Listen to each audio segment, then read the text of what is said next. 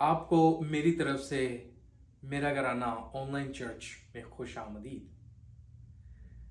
ایک دفعہ کا ذکر ہے کہ ایک مسیحی خاتون ایک بازار میں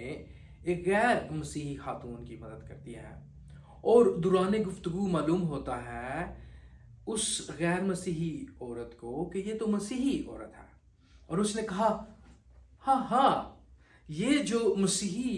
لوگ ہیں یہ مدد کرنا پسند کرتے ہیں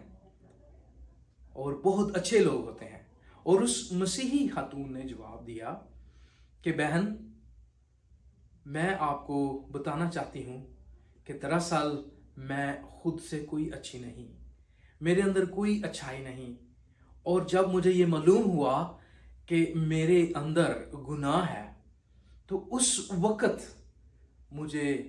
مسیح کی ضرورت پڑی، اور اس لیے آج میں مسیحی ہوں۔ اس لیے نہیں کہ میں اچھی ہوں، میں اس لیے ہوں مسیحی کہ مجھے معلوم ہوا کہ میں گنہگار ہوں۔ یقیناً کلام مقدس جس طرح ہم مرکز کی انجیل اس کا 2 باب پڑھ رہے ہیں تو یہاں پر بھی مسیح عالموں کو کہتے ہیں، جو مذہبی عالم ہیں، کہ میں تندرستوں کو نہیں بلکہ بیماروں کو اچھا کرنے آیا ہوں، میں راست بازوں کو نہیں بلکہ گناہ گاروں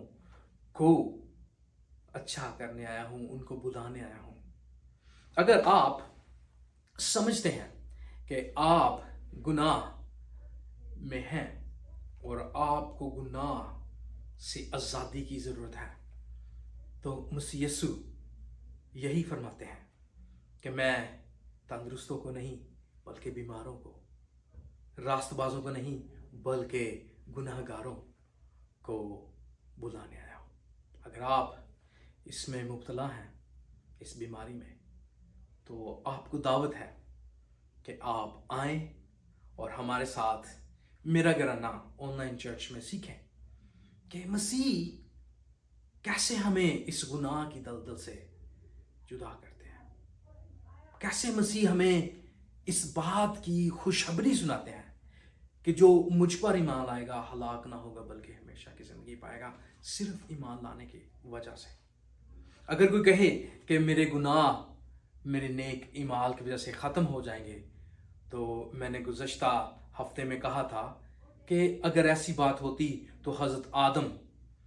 نے صرف ایک نافرمانی کی تھی اور اس کی وجہ سے اسے جنت سے نکلنا پڑا۔ اس کا مطلب ہے خدا کے نزدیک کامل پاک ہونا ضروری ہے۔ اس لیے مسیح یسوع آئے، اس لیے خدا نے مسیح کو بھیجا، کیونکہ خدا کے سامنے کوئی بھی راست نہیں ٹھہر سکتا، اور اس لیے خدا نے روح القدس کی قدرت سے مسیح کو پیدا کیا، اور وہ صلیب پر ہمارے لیے مصلوب ہوا تاکہ ہمارے سارے گناہ مٹائے جائیں، اور مردوں میں سے جی اٹھ کر نبیوں کی نبوتوں کے مطابق وہ جی اٹھا اور جی اٹھ کر ہمیں راست باز ٹھہراتا ہے۔ اب جو کوئی اس پر ایمان لاتا ہے ہلاک نہ ہوگا بلکہ ہمیشہ کی زندگی پائے گا۔ اگر آپ اس کے بارے میں مزید جاننا چاہتے ہیں تو براہ کرم آپ ہمارے ساتھ رابطہ کریں۔ جمعرات رات 9 بجے ہمارے ساتھ میرا گھرانہ آن لائن چرچ پر ہم حاضر ہوتے ہیں آپ کے لیے کلام کو لے کے۔ اگر آپ ہمارے ساتھ شامل ہوں گے تو ہمارے لیے یہ مسرت کی بات ہوگی، اور پلیز